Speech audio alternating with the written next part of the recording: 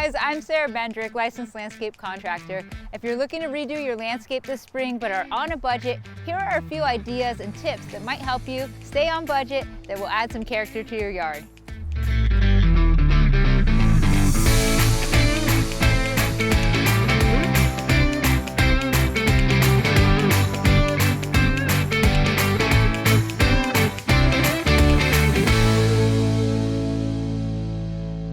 So I have my hosta here. When digging it out, I try to get as many of the roots as I can. As you can see, their roots divide a lot at the tip, so I want to keep as many of the tip of the roots as I can. The best time to split hostas is actually in the early summer and the early fall. And the reason you want to do that, and with a lot of plants, is it gives it enough time to get settled before the summer heat, or if you do it too far into the fall, it might get too cold before they can really establish their roots. So early spring and early fall are the best times to transplant most plants. To divide this, I'm going to use this garden knife and the serrated edge. This one I'm going to divide into two because it's a little bit smaller, but technically you can divide it into as many as you want as long as you get enough roots.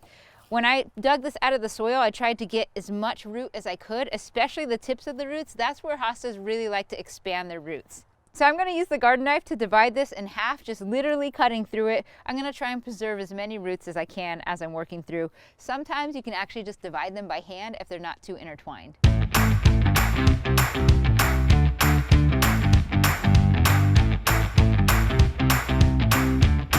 The front entrance is probably one of the most important parts of the landscape in my opinion.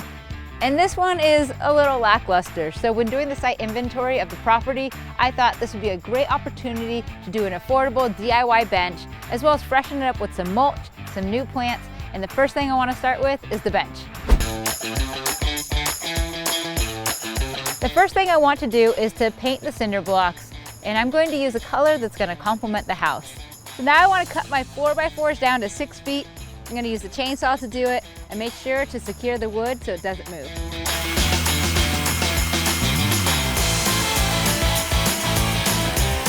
I also decided to paint my lumber to protect it.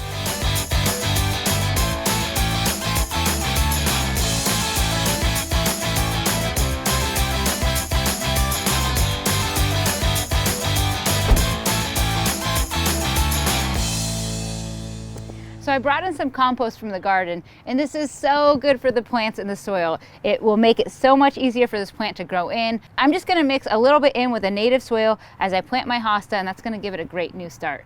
You can buy compost or you can make it yourself, which you probably should because you have a lot of food scraps anyways. A few things to consider when transplanting a plant. You want to make sure that the new roots are not smashed. You want to spread them out. So I dig the hole extra wide because I want really nice fluffy soil around the plant. I mean, this plant just had a lot of trauma, so I want it to have a nice, easy place to regrow its roots. And then when placing your plant, don't plant it too deep. You want to make sure that the top of the roots are at the top of the soil and not any lower. So you want to make sure you water it. The next few weeks after transplanting, you want to keep an extra eye because they need to regrow their roots, so they might be a little more fragile than normal. So these are the two most common types of shovel. We have the spade and we have the square shovel. Oftentimes people will hand me this to dig holes. I'll be like, no way, because it's so hard to dig a hole with a square shovel. This is a transfer shovel. This is what you want to use to move mulch around, to move rocks around. This is what you want to use for digging. It makes it so much easier when you dig with a shovel that has a point.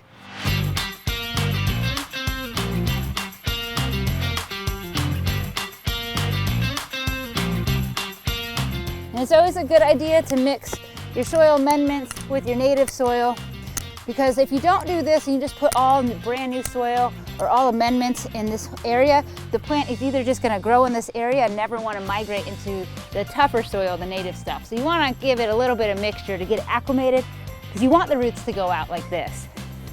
So in spacing the plant, you want to consider how big it's going to get eventually. I expect this to get 2 to 3 feet, so I'm moving it far enough away from the edge so when it does fill out, it's not into the lawn.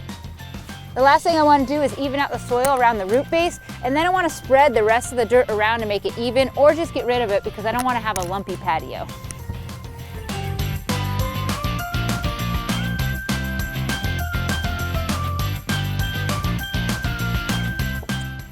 Super cute. These were so affordable and easy to do and adds a lot of charm to this space. I also topped off this area with a fresh layer of mulch. Some people like to put landscape fabric down. If it's a patio, I usually do, and that helps keep down weeds. But typically I don't put landscape fabric in my gardens because I want the wood chips to decompose and add nutrients. Anyways, done with this break, I have a few more finishing touches here.